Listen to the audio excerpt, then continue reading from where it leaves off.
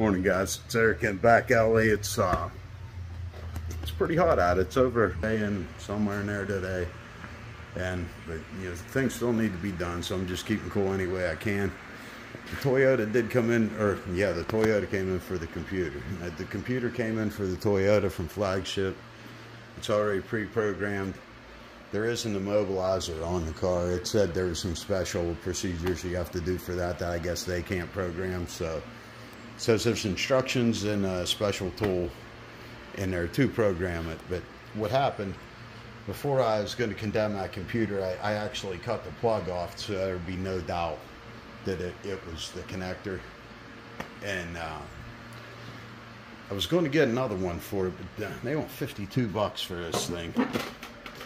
And I could get one of, 10 of these for $1 at the U-Pull It. So what I'm doing, I'm moving out both sides. It's pretty low, moving it around.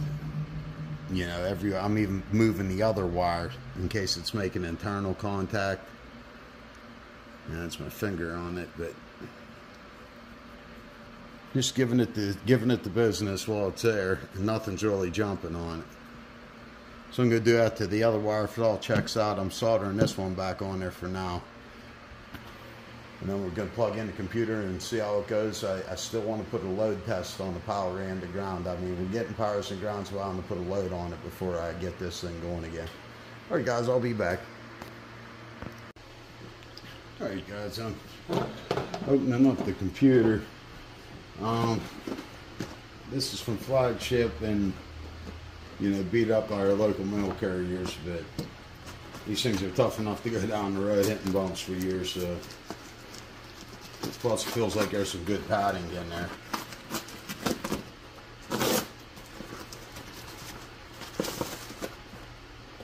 Another envelope.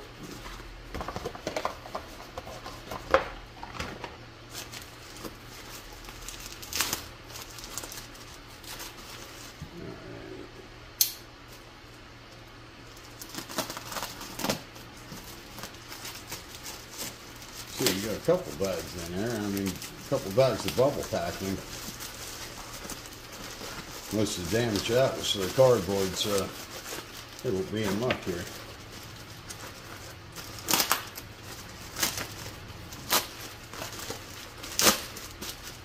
Yeah, another bag. Kind of reminds me of a Christmas prank.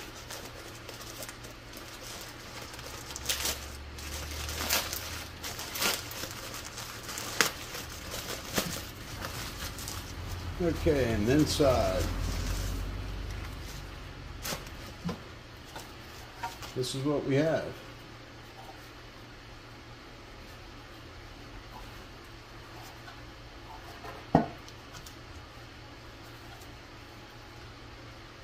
Yes, sir, that's our guy. With spray paint and everything, ain't no big deal. Alright, and this I imagine is for the immobilizer. Yes, and there's instructions in there. It's for the, let's see what we got.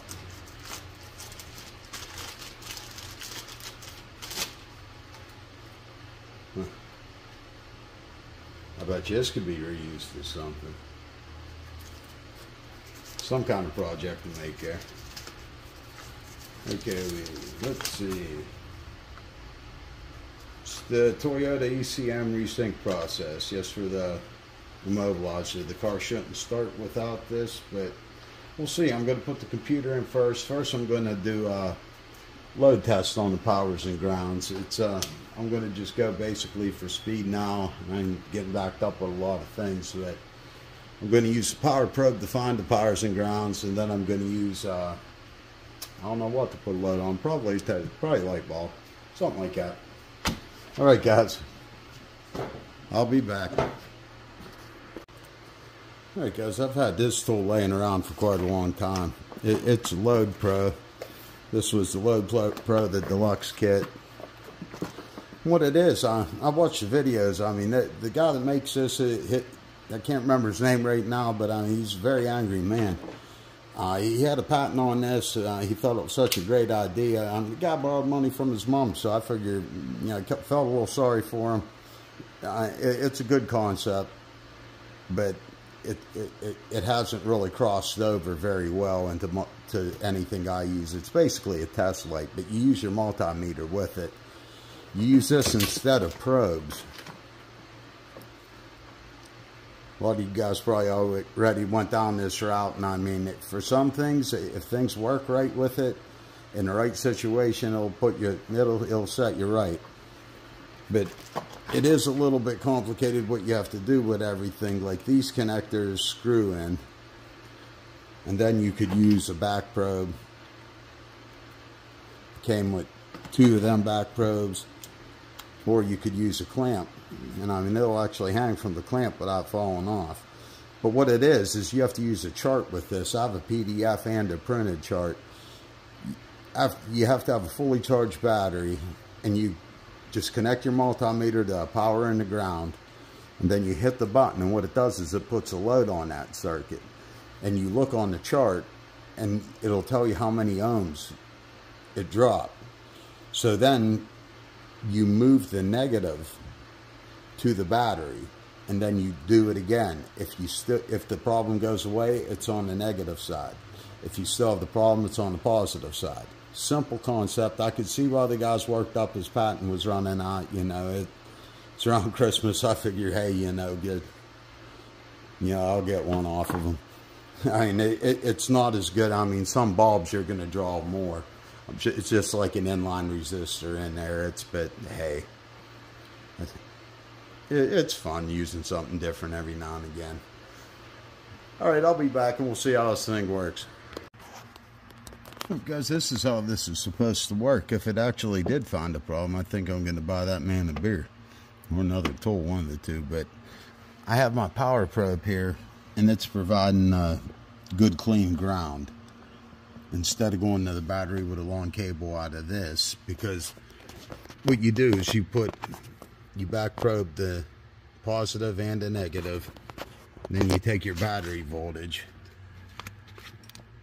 which we're at 12.5 volts. Then you hit this button on the positive side. We're watching 12.5 volts. Boom, it drops down to like 2.39. I mean, and if we look at our chart,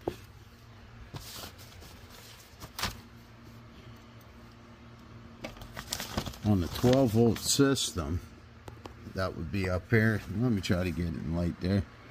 12 volt system, if we're dropping down to 2 volts, it's telling us we got 100 ohms of resistance in that circuit. I mean, that's incredibly high. But then the next step, once you find a problem like that, is, let me see if I can do this with one hand. I'm gonna take the ground out, and then I'm gonna clip it to the power probe that's going to the battery. So that's going to give it a good battery ground. Now we get our 12.5 volts again. We're going to hit the button. We dropped down to 1212, but we didn't go down to 2, so that's indicating that the fault is on the power side, not the ground side, because the ground, or no, I'm sorry. If we had the 12 volts, we dropped. Whenever we went to the power probe with a good clean ground, it didn't drop. Well, we went down to, on 12 volts, we dropped down. We didn't even hit 0.4 ohms of resistance according to the chart, going to clean ground. But going to the ground, we dropped way down, like 100 ohms of resistance. That ground's no good. If this tool found out, that would be something, because you know, I'm just playing around with it, because I'm not on flat rate. I'm not trying to beat no clock. This is Aaron's dad's car, so yeah, if I got time to play with a new tool I haven't used in a while, you forget how to use them, and sometimes they do come in handy. I mean, this thing does a couple cool things. It's a little bit bizarre of a system compared to like how our voltmeters, everything from them works with the oscilloscope. We're used to this is a bit bulky, but if I actually do find a fault, you know, in that ground, I'm gonna have to find now. The computer's in. I just got the key on that, but nothing's plugged in. Absolutely nothing. I'm just checking the power and grounds, and right there, that looks like a fault, guys. I'm going to look in that a little bit more. I'm going to have to look at the schematic now, see where that goes. I'm going to have to ohm out them ground wires and try to find a common ground, find another ground in this connector and see if it's dropping too, if I'm looking just for, you know. And the whole idea, like, of what you do is you'd find the next connector back, try this again, if it doesn't drop down to 2. But 2, I mean, that seems like there's something wrong. You know, this car ran 100 ohms of resistance. I mean, maybe it's just because it's not plugged in. I don't know.